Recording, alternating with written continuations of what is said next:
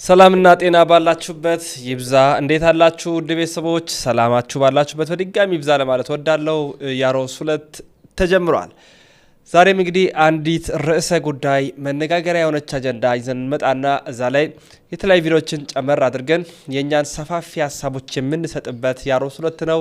ሰብስክራይብ አድርጉ፣ ሼር አድርጉ። አዲስ የሆናችሁ ደግሞ በቤተሰብ በመሆን አንድነታችሁን አሳዩ ያልኩኝ በቀጥታ ወደ መረጃችን አመራለሁ። ዛሬ እንግዲህ የምናነሳው ጉዳይ የእፎይ ነው።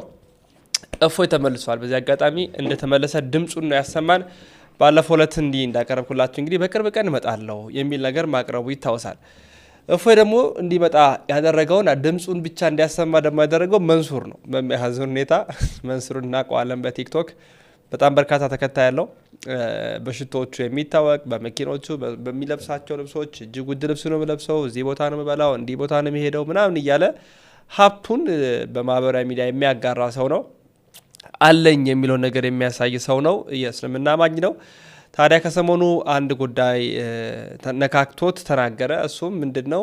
እፎይን አነሳና ቁርስ በልቶ ምሳውን እንኳን መድገም የማይችል ሰው ቁርሱን በልቶ ምሳውን መብላት የማይችል ሰው እንዴት ነው የ1 ቢሊዮን በላይ ተከታይ ያለውን የእስልምና አማኝ የሚናገረው በማለት ሲናገር ነበርና ከንግግሩ እንደተረዳነው ትንሽ የማቅለል ስሜቶች ነበሩት። ሰውን በሰውነቱ አላከበረም። ቢሆንም ለዚህ ደግሞ መልስ የሚሆነውን ራሱን መንሱር እያለ እየጠራ እንግዲያውስ እውነታውን ስማ፣ እኔ ምሳ ቁርስ በልቼ ምሳዬን መብላት እንኳን ባልችል አንተ በምትለው ግን እንዲህ ነገሮች ተፈጽመዋል፣ ይሄው መረጃው ይሄው ማስረጃው እያለ እፎይ ከተፍ ብሏል። እንግዲህ የድምጽ ማስረጃና ማረጃውን ነው ማስደምጣችሁ።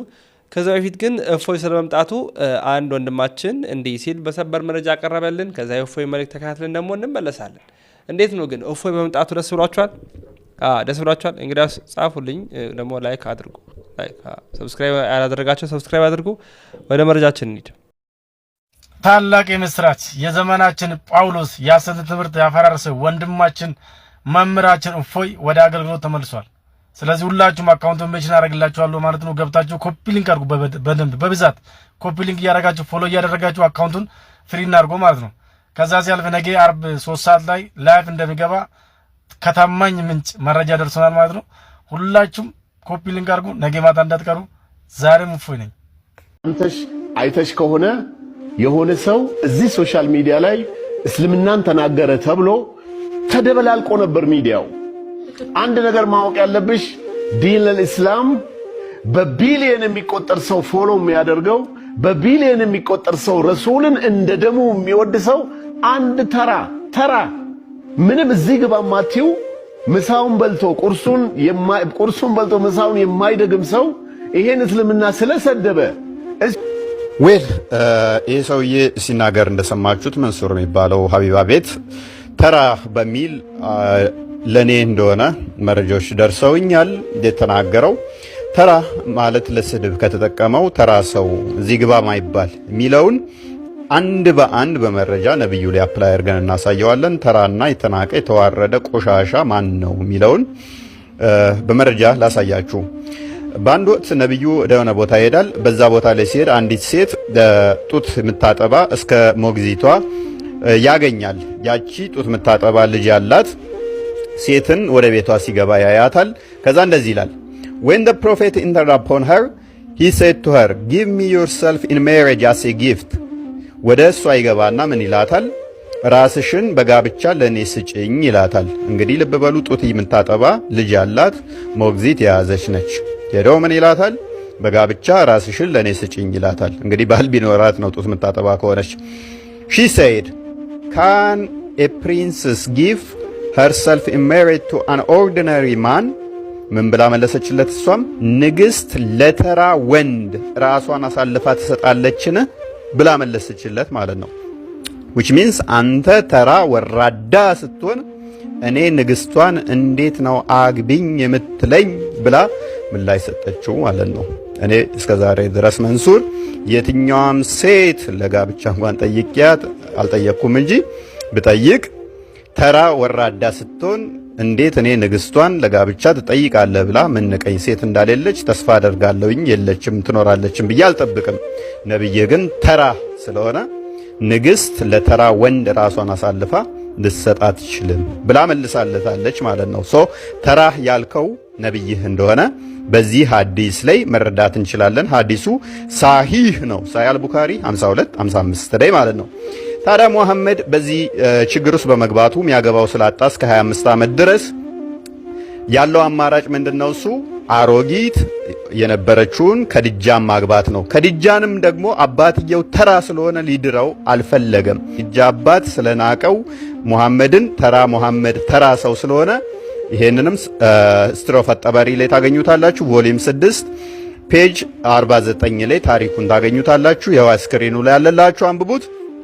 ሙሐመድ ምንድነው ያደረገው? ከከዲጃ ጋር ተማክረው አባቷ የከዲጃን አባት አስክሮ መጠጥ አጠጥቶ ከዛ በኋላስ ከዲጃን ልክ እንዲያጋባው አደረገ ማለት ነው። በስካር ከዲጃን አገባ ማለት ነው፣ አስክሮ አባቷን። ልብ በሉ። ለምንድነው ይሄን ያደረገው? አባቷ ሙሐመድ ተራ ስለሆነ ሊድርለት ስላልፈቀደ ማለት ነው። ስለዚህ ሙሐመድ ተራ ነው ማለት ነው። ተራ ብቻ ሳይሆን እዚህ ግባ ማይባል መሆኑንና የተናቀ የተጣላም እንደነበረ እንዳስጠጋችሁ ሱራ 93 ቁጥር 6 ላይ የቲም ሆነህ አገኘህምና አላስጠጋህምን ይላል። አስጠግቶሃል። ስለዚህ የተናቀ የተጠላ የተዋረደ ስለሆነ ምን ሆነ? ጥገኝነት የተጠየቀና የተጠጋ which is ገሌ ገብቶ የኖረ ነው። ማን ጋ ነው ገሌ የገባው? በ25 ዓመቱ 40 ምናምን ዓመቷ ላይ ከዲጃ ጋ ማለት ነው። እንዴት? የተናቀ ስለሆነ ተራ ሰው ስለሆነ እሷን ለማግኘት አባቷን አስክሮ ገሌ ገባ ማለት ነው። ደሃ ስለነበረም ደግሞ ቁጥር 93ኛው ሱራ ቁጥር 8 ላይ ደሃ ሆነ አገኘህ አከበረህም ይላል። ሙሐመድ ምን ነበረ? ደሃ ነበረ ማለት ነው። በሀብት የተመነጻደከው መንሱር ነብይህ ደሃ ነበረ አከበረህም ይላል። እንዴት ነው ሙሐመድ የከበረው ሲባል ደግሞ ተፍሲር ኢብን አባስ ምን ይላል? ተንዊር አልሚቅባስ ቢን ተፍሲር ኢብን አባስ እንደዚህ ይላል። And he also said, did he not find thee, O Muhammad, destitute, poor, and enrich thee with the wealth of Khadija? በማን የከበረው ይላል? በከዲጃ ገንዘብ ነው የከበረው ይላል። ስለዚህ የሙሐመድ ሀብቱ ማን ነው? የከዲጃ። ስለዚህ በዘመንኛ ቋንቋ ስኳሬ የሚባለው ማለት ነው። እሷን አለዕድሜው በወጣትነቱ አሮጊቷን ከዲጃን በማግባት ከብሯል ማለት ነው። በቀን አንዴ እንኳን ማይበላ አለ ሙሐመድ። በቀን አንድ ጊዜ የሚበላው በማን ነበረ? ሹገር ማሚ የነበረችውን ከዲጃን እሷ ነበረች በቀን አንዴ ምግብ የምትሰጠው። ማስረጃ ሳሂህ አልቡኻሪ ሐዲስ 3 ላይ እንደዚህ ይላል። ሙሉ እናንተ አንብቡት። he used to take with him the journey food for the stay and then come back to his wife Khadija to take his food likewise again till suddenly the truth descended upon him while he was in the cave of Hira. በኬቭ ኦፍ ሄራ ውስጥ በነበረበት ሰዓት ላይ ምግቡን ይዞ ነበር።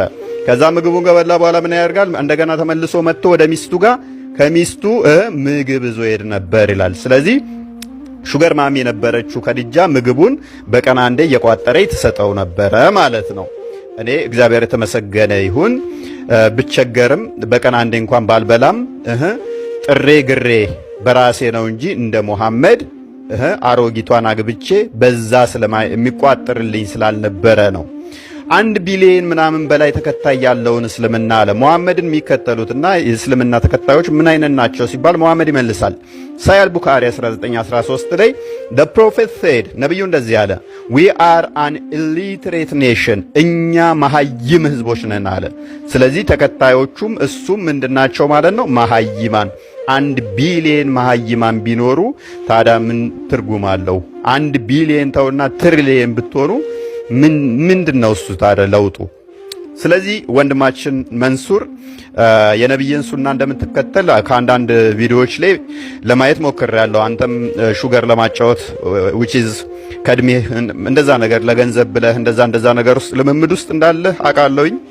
ማለት መረጃዎች ስለደረሱኝ ዛት ማች ፋርሜድ አልፈለኩም። ቪዲዮዎችን አምጥቼ ማሳየት አስፈላጊ ስላልሆነ ማለት ይሄን ቪዲዮ የሚመለከቱት ክርስቲያኖች ስላሉ ለሙስሊሞች ግን ሱና ነው። ሙሐመድ ያደረገውን ሱና ነው የተገበርከው።